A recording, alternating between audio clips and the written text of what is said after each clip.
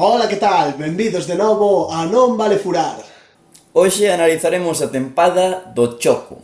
Somos Daniel Cabo E Vieito Baliño. e isto é... Non vale... furar.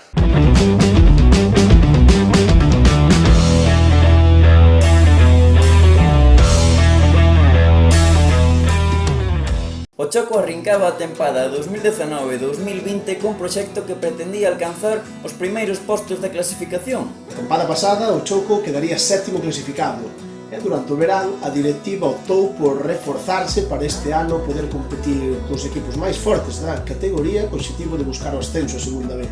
Dende que ascendeu no ano 2013, o Choco é un dos equipos máis potentes da categoría tempada tras tempada. De feito, nestes 7 anos nunca acabou unha liga fora dos 10 primeiros postos da táboa. Acabaría este ano quinto con 43 puntos, a tan só 4 do Barco, que foi o último equipo en lograr praza para o play-off. Ademais, os chicos de Santa Mariña acabarían a liga cun salto de goles positivo de máis 12 ao anotar 40 e encaixar tan só 28 nas 27 xornadas que se chegaron a disputar. Isto valeulles para o equipo de Gonza, valeulle para ser o terceiro equipo da liga con mellor gol average despois de Compostela e Ourense Club de Fútbol. A dirección deportiva do clube realizou unha gran labor en verán e creou un equipo que se caracterizou por competir todos e cada un dos partidos que se disputaron. De feito, o conxunto de Gonza só caeu por máis dun gol ante o Compostela en San Lázaro e ante o Silva, cun resultado de 2-0 tanto na ida como na volta. Parece que os coruñeses tiñenlle tomada a medida, non é así, Vieito?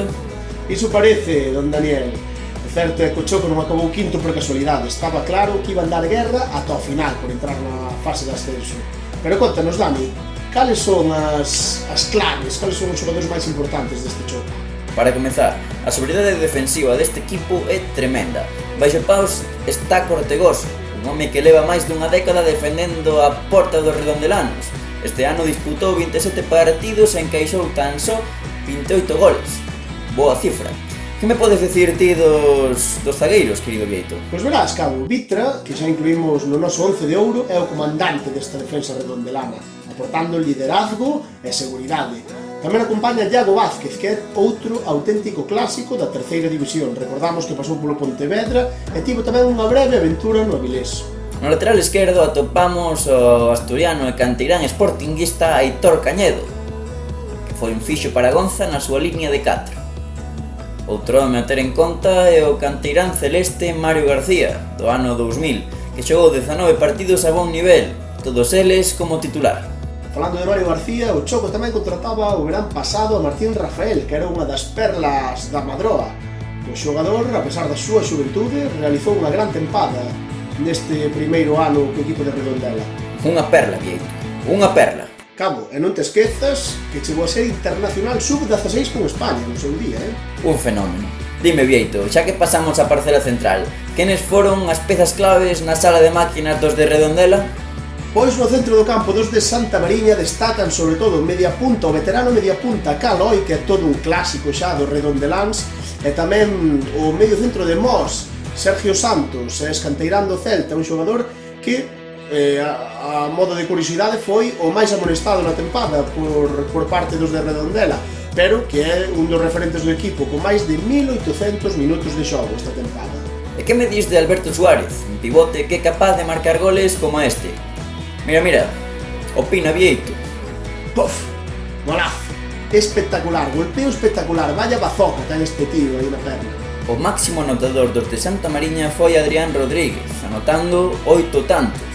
Este vigués de 23 anos estaba a destaparse como todo un killer nesta primeira temporada en Redondela.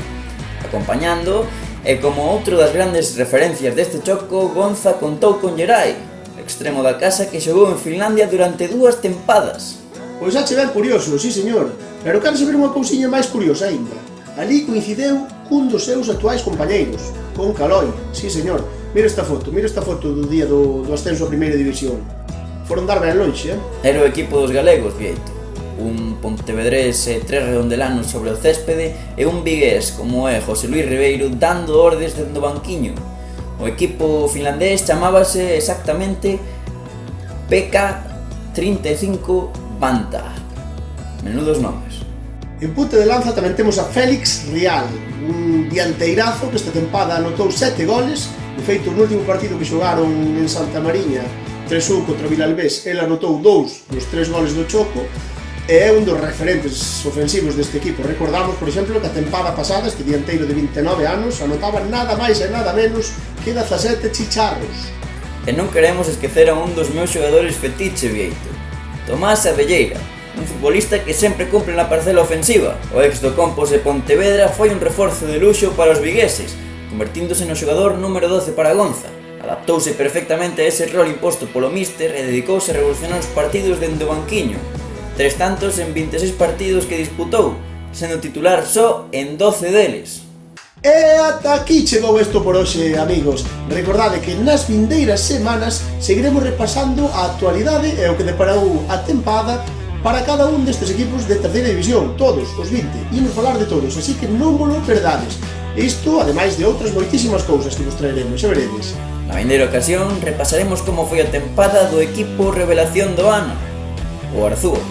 E recordade, regaládenos un like e pulsade o botonciño para suscribirvos a nosa canle, así non perdervos a vindeira aventura de Non Vale Furar, onde seguiremos falando do fútbol que máis nos gusta.